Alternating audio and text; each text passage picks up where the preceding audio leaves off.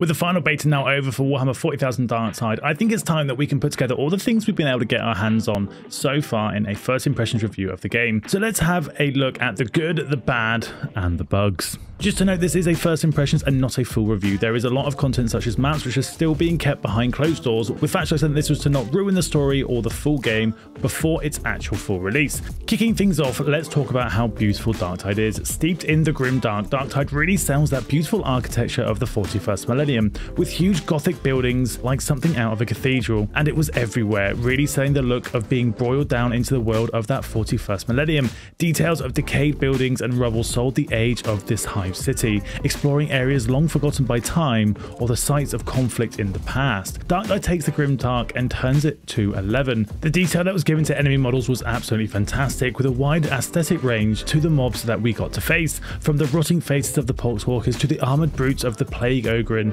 NURGLE would definitely be pleased with the majesty of his army here. Dismembering a body, we could see that maggots or other guts would fly from the body, the taint of NURGLE being very strong, with areas that had seen the vile taint spreading looking like a virus over that beautiful gothic architecture. For me though, the Beast of NURGLE was the absolute best here. With such an old, slightly goofy model from Games Workshop, Fatshock really put in the work to make this boss look and feel incredibly intimidating, with boils on its back that would give extra damage if you hit them, but being able to pick you up, swallow you and spit you out, spewing acid at its enemies. The beast looked absolutely fantastic, with the devs taking on the challenge and making this goofy model look fit for the GRIMDARK, and they completely succeeded. Moving on to the gameplay, and overall it was all pretty damn good, with a variety of different builds, obviously the 4 careers, a different variety of weapons, both range and melee, and obviously the career powers all to use and get your hands on during that beta. The different weapons, they all felt absolutely great, and they felt very impactful and different from each other, especially the range weapons. There was a huge difference in using the las gun versus say using the Ripper gun or the other machine guns. They had a different feel when you tried to use them. But with this variety also came the niches, where I would find that I personally found these specific weapons were my flavor of choice, and I never really switched from them. Now, I don't really see this as a bad thing, as everyone seemed to have different opinions on which weapons they felt were the best for them to use. I see this as only a good thing, and the same could also be said with the melee combat and the melee weapons that were available to us. It felt exactly the same as Vermintide, which again I see as a positive here. Don't change something when you've got it perfected already. The melee weapons themselves also had the pros and cons of the range weapons, with say the dueling sword being incredibly quick, being able to chop things up incredibly quickly, weirdly enough, with dealing less damage per stroke compared to the sword, which would deal a lot more damage per slice, however was not as quick to flick around as that dueling sword. When it came to the abilities of the character, they were good, although they did feel somewhat underwhelming, to be completely honest. Apart from Vanguard, the other 3 career abilities were basically a pushback, with the Ogre and the Zealot having a brief charge beforehand, charge in, push back. The Psyker would just do a blank pushback. These felt very underwhelming, especially when we look back and we see what Vermintide had to offer, and the different variety and different style and the amount of different abilities that were available in that game. It felt very underwhelming here to just have what felt like a very similar ability across 3 characters. Hopefully these are developed over time and added to over time so that we get more variety in the ways that we can play and what we can choose to use. They felt great to use the abilities that we did have access to us, however it just felt underwhelming, and it felt like it was missing something that we can see back in the Vermintide days. The maps themselves that we had available to us, they felt okay and they looked absolutely beautiful, but they were also looked very similar to each other. I didn't see huge differences in the environments that we were fighting in. Now, this could have been because the maps that were chosen for the beta were very select and similar looking for that purpose. So it would be harsh here to critique it in that way without being able to see the full release and the full amount of maps that will be available to us.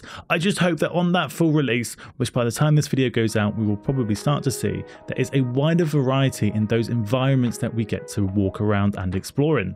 2 of the levels and the maps that were available to us had bosses that were tied to them as part of the actual map progression itself.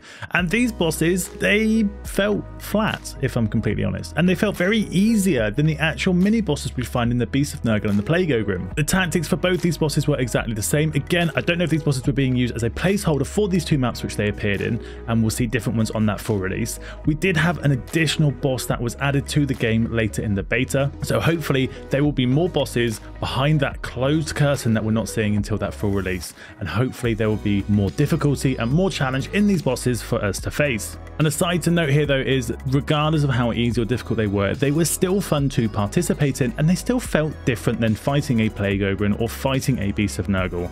I hope maybe they tweaked the difficulty there. Maybe it's just a case of turning that difficulty up slightly on those boss fights. It felt very much like you run in with melee, you hit until the shield's down, and then you do as much damage as possible. Then rinse and repeat. Before we start talking about the bugs in Darktide, the other thing that I'd like to criticize on what we've experienced so far was the progression, which felt very slow to start with not a lot of reward towards the beginning, not being able to get much and advance much in those first early stages. Cosmetic changes to your character will lock behind level or achievement stage gates, so therefore your character still looked the same at level, say, 4 compared to level 1. It was only at level 5 that you started to get a change to your cosmetic appearance, whilst weapons were tied behind in-game currency and your level. So again, you couldn't necessarily upgrade your weapon straight away or even after your first few games, with the game being very punishing. If you never made it to the end and finished a level, you'd get very little gold to be able to actually help with that progression. Seeing as your starting weapons aren't the greatest in the world, this could make it feel very, very slow. Once you started to progress, that progression really felt like an avalanche,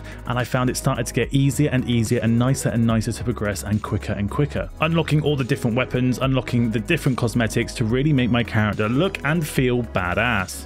And finally, let's talk about the bugs of Darktide.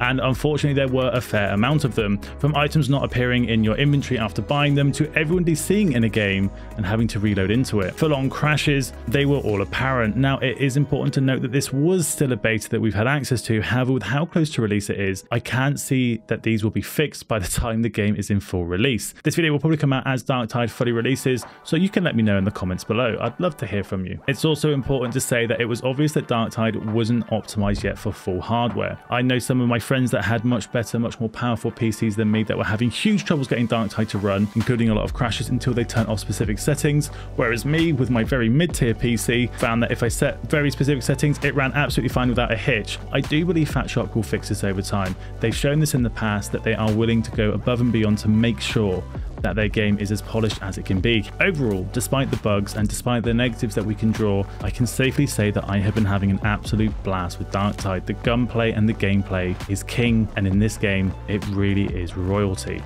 It was a ton of fun being able to smash my way through hordes of poxwalkers, take on the bosses, and just have a laugh with my friends. I've really enjoyed Darktide so far, and I cannot wait for its release and all the rest of the maps to open up and to be able to follow its story. But I want to hear your thoughts. Did you enjoy the beta for Darktide if you played it? And if you haven't played the beta, are you looking forward to the full release of Darktide when it comes out? Let me know in the comments below. I would love to hear from you.